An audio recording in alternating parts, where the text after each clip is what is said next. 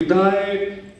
sarpanch ward member पर्यंत जी थरे हो गला से भावुची मु आरतरू केमती छाड़ीबार कथा तो मन में प्रश्न आसुना किंतु से भारत रो प्रथम सरकार रो मंत्री थिले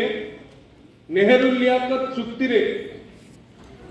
भारत बाहर थिबा हिंदू मानक ऊपर जो अत्याचार होतरा सेतिरे सरकार को सहित तंकर मत मिसिला नहीं दिले मात्र चिंता करे नहीं इते बड़ मंगला इते गाड़ी इते प्रतिपत्ति इते क्षमता पुणी शिल्प खाद्य जोगाण मंत्री सारा भारत रे एते परिमाण ले तांको श्रद्धा सम्मान ना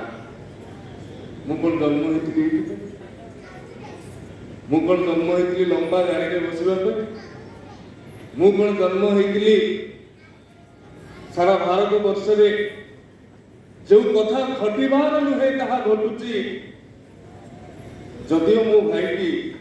आज मो देश सीमा सरहद भितर नहीं किंतु आकुल तो थिला ता संस्कृति तो आज हम हृदय सहित सन्निवेशित होती अच्छी ता ऊपर अत्याचार होतुबो इठी मु केमिति नरम मखमली सेजरे राते होइबी ए चिंता ने ताकू प्रत्येक मुहूर्त रे विचलित करुला तिने मात्र चिंता कले नहीं मंत्री पदरु इस्तीफा दे देले एवं तापर जहा हेतु ताहा इतिहास तेणु बंधुगण इतिहास तैयारी हुए गोटे गोटे मुहूर्त इतिहास केवे भी रणनीति तैयारी करिकी दिस्ता दिस्ता कागज रे प्रस्तुति करिकी के इतिहास तैयारी होता मोर व्यक्तिगत मत होई पारे किंतु इतिहास तैयारी हुए आवेग इतिहास तैयारी हुए भावना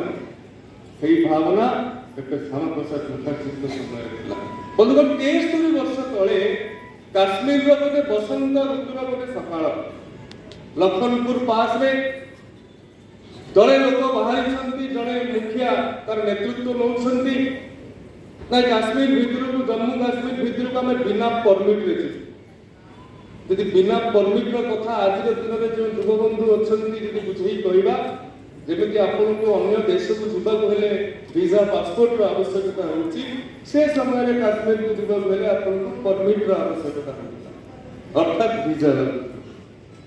दले लोक आज प्राय 73 वर्ष तले बाहर हम काश्मीर जीवु बिना परमिट रे जड़े मुखिया तार नेतृत्व नौ आउ किसी उत्साही युवा बंधु माने सहयोगी था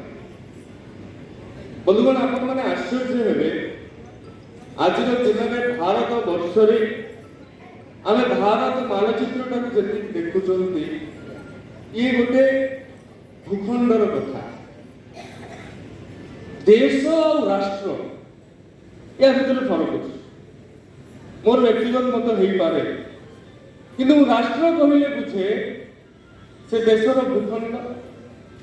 ता ऊपर बसवास करुवा आदिवासी एवं आदिवासी माने अवलंबन करुवा संस्कृति ये तीनोटी जिनिसर समाहार होउछि राष्ट्र राष्ट्र होउछि जीवंत एवं से राष्ट्र विचार को